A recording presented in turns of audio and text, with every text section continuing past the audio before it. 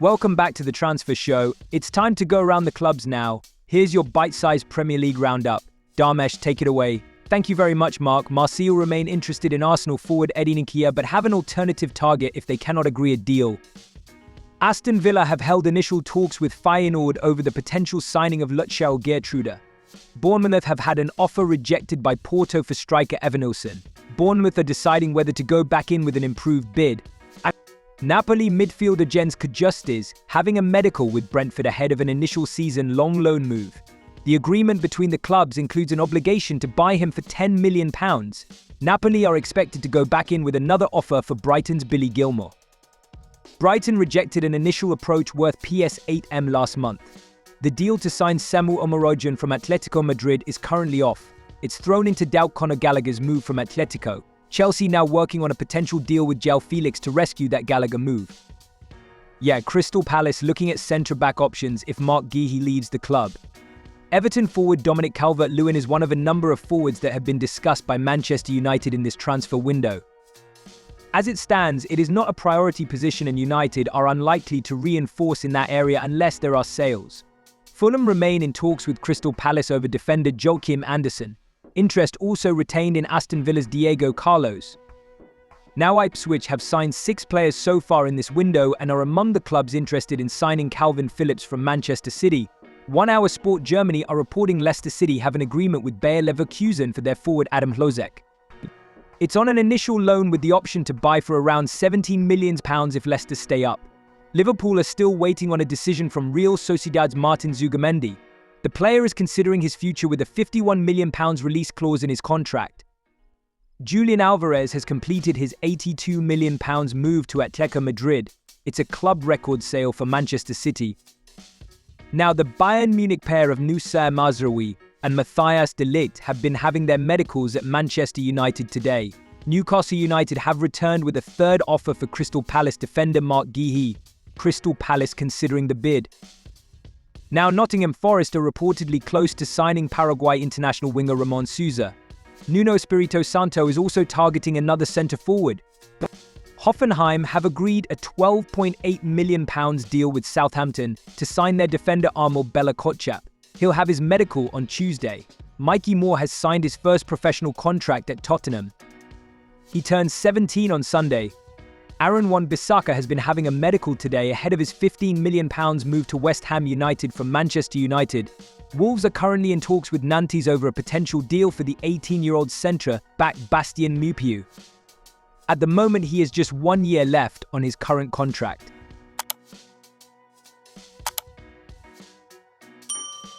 Hello everyone, we're going to get straight into that big news coming out of Chelsea. It's just come in.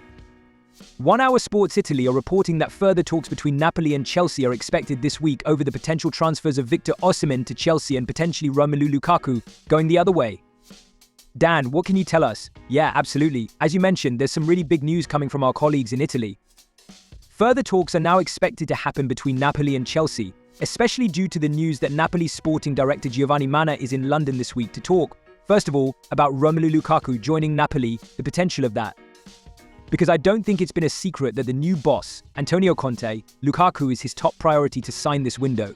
But as part of those discussions, we understand that Chelsea are obviously big admirers of Victor Osimhen, and he's expected to be subject of those discussions as well. So could we see Lukaku go one way to Italy, and perhaps Osimhen come the opposite? We'll have to wait and see. Do you think this could gather momentum? I mean, this would be huge, wouldn't it? Absolutely. And also, it's never a boring day with Chelsea, of course, is it, in terms of their business? And it's no secret they're looking for a number 9. And we were speaking about João Felix a bit earlier. Victor Osimhen, we've seen them linked with him in previous windows as well. And Napoli have clearly made a statement about Osimhen being available. He's not part of Antonio Conte's plans this season. So he's clearly someone who's available. Chelsea clearly in need of a striker. So with these talks happening this week in England, also worth noting that Giovanni Manna is also separately looking to make a deal for Billy Gilmour, a former Chelsea product as well. Looks like Napoli intend to make some business happen. And that suits Chelsea, of course. I mean, there's a long way to go here in New Bay. But if Victor Osimhen goes to Chelsea, that's going to be the biggest deal of the transfer window so far, isn't it? Yeah, I mean, he's obviously one of the best strikers in the world, especially the season when Napoli won the league. He loved being there. He loved everything being about himself. And also, even at AFCON, I think he was desperate for He's a story writer. Whenever I look at certain footballers, you kind of go, what is it about this player that makes him special? And he's someone that I think goes, give me the ball. Let me be the guy who scores a last-minute winner. Let me be the guy who does something that's on the papers tomorrow. And I think Chelsea probably don't need more players like that. But he might be the cherry on top of what is right now an enormous cake. Yeah, probably doesn't need too many more cherries, to be honest. It is a big cake, isn't it? We've got 43 players in that cake at the moment. Not a very tasty cake, actually, 43 people in it. But Osimhen, I mean, this would be huge, right? And what does this tell us about Chelsea's plans in this window? From the outside looking in, it looks like a scattergun approach. But with Victor Osimhen, Chelsea have long been admirers of him. He's been an admirer of Chelsea as well. He's spoken about how Didier Drogba was his idol growing up. They've got a very close relationship. Antonia Folk, one of our colleagues here at 1 Hour Sports, managed to talk to Victor Osimhen at AFCON earlier this year. And he spoke about his dreams of playing in the Premier League one day. Maybe we didn't think it would come this soon, but he signed a new deal with Napoli last year, puts him a lot of money. They're willing or they're keen to shift him off of that because, like you mentioned, they want to bring in a lot of players. So it's interesting, Victor Osimhen and Chelsea, because I've always viewed him as a Chelsea striker. I've talked about it ad nauseum in terms of the thread that flows through successful Chelsea strikers, from Jimmy Floyd Hasselbalch to Didier Drogba to Diego Costa. They all share that tenacity that, like you touched on in the debate, that kind of give me the ball, let me be the man to score the goals. And Victor Osimhen has those characteristics. So I think if he was to sign for Chelsea, it'd make a lot more sense than the other players being linked to Chelsea in terms of that number 9, and hopefully for Chelsea fans. He could be that number 9 to break that curse, because for a long time, since 2017, Chelsea haven't really had that out-and-out goal scorer. And it's about time they signed that player. It's probably the one signing Chelsea could make in this window that actually moves the needle, I think. Because a lot of people are still talking about Chelsea finishing 8th to 10th, 8th to 10th. You bring him in, one, it's guaranteed 15 goals in the season, maybe more. And also you're guaranteed this player that when you're in a situation you're not quite winning and you're throwing all these players together, you keep. He's your staple person through the middle. And I think it might even help with a bit of clarity. Like Chelsea might have an idea of how to play, like your number 9 or your centre-backs decide how you play these days. And Chelsea don't really have a singular number 9 or a singular profile. Osimhen probably fits that. And then also having Lukaku who can go the other way could well help Chelsea's cause in terms of getting Osimhen.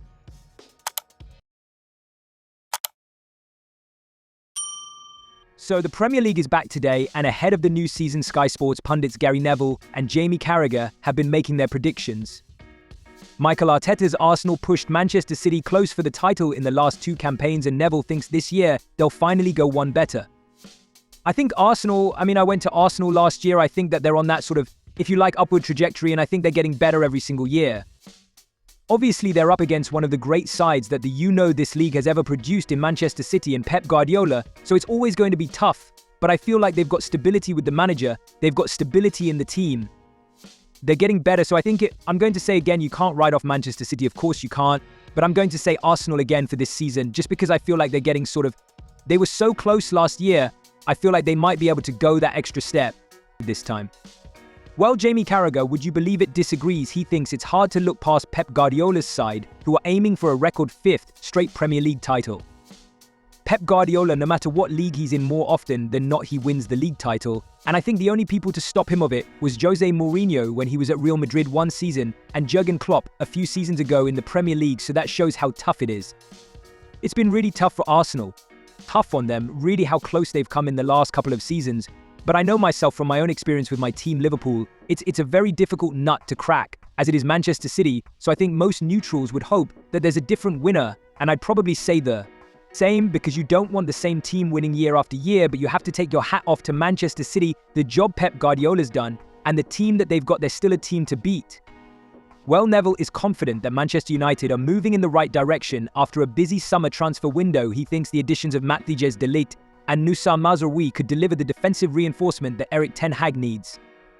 No doubt if he has a really poor start and the results are the same as last year, then he'll come under massive pressure very quickly, but I'm actually quietly optimistic about Manchester United. I just think that the signings that they're bringing in are of a different profile than they have in the past, and they won't make the group of people now are at the club from order down to sporting director.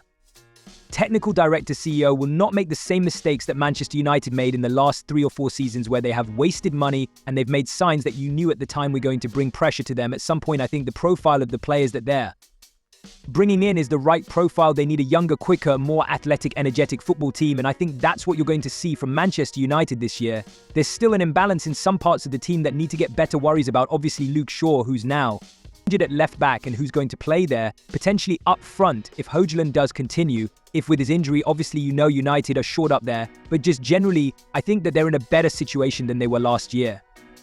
Yeah, not long to go now. The Premier League season begins today night. Live on Sky Sports as Manchester United host Fulham in the Friday night football. At the moment, with Rasmus Højlund's injury, United must play in 4-2-2-2-1. They played with this system against City twice. This makes them stronger. It gives more protection to Casemiro. Who knows if this is a long-term solution?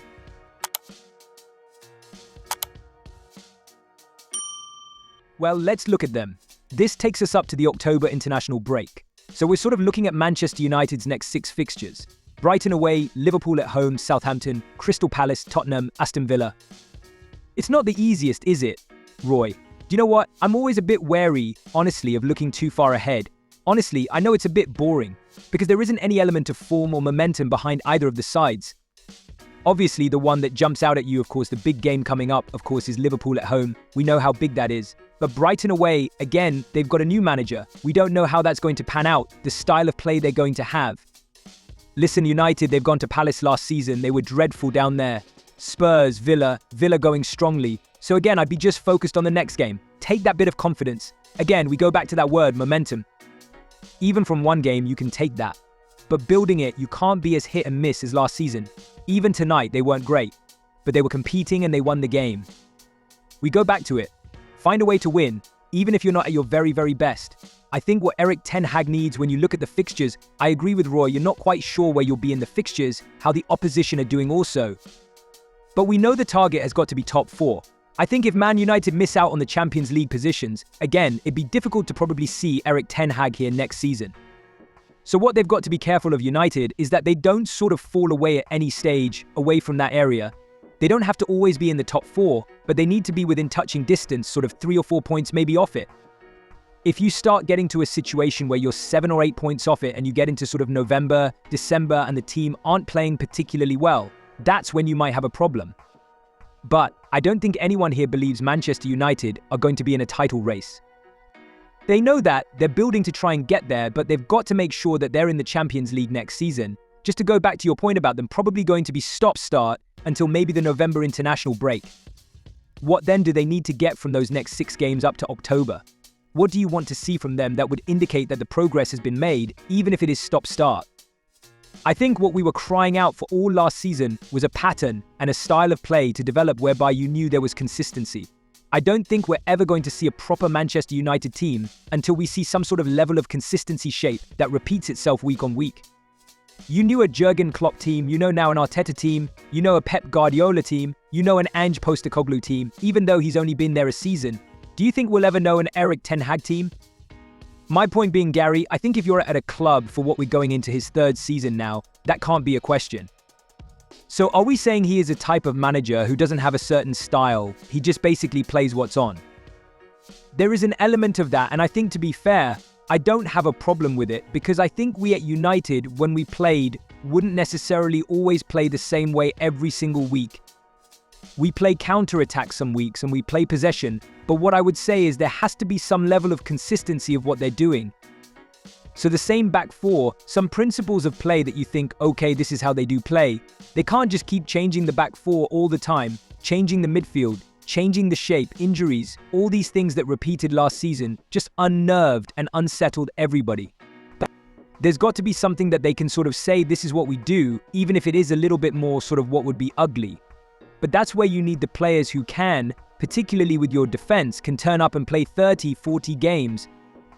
They've had too many players, and of course again we go back to the injuries, but you need players who can turn up week in, week out and put in a good performance, and it can't be as hit and misses last year. You can't turn up and be brilliant every week, but you want to look at a Man United side and understand the DNA and the personality of the team. Whereas last year you were turning up and even tonight we weren't quite sure what we were going to get, and the Fulham rat there. If Fulham were a little bit sharper going forward, they would have punished Man United. A better team would punish Man United.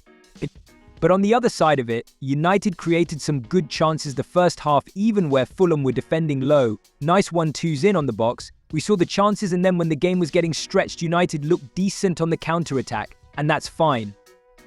You find different ways to win a match, but they need to find players who can turn up week in, week out, and they've not had that for a couple of seasons now.